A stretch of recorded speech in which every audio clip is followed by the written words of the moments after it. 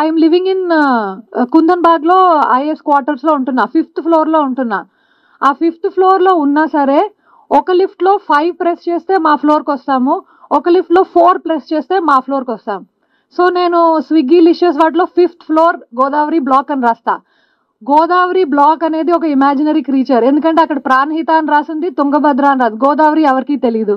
So వాళ్ళు first కిందకు వచ్చి కాల్ చేస్తారు, ఎక్కడండి అంటే 5th ఫ్లోర్ అంట. దెన్ ఏ లిఫ్ట్ ఎక్కారండి, ఆ తర్వాత వాళ్ళు ఎక్కడికో వస్తారు, వచ్చిన తర్వాత కనిపించరు. దెన్ ఐల్సే గట్టిగా మాట్లాడండి, గట్టిగా వినిపిస్తే, నా వాయిస్ వినిపిస్తుందా, వినిపిస్తే ఆ సైడ్ రండి అంట.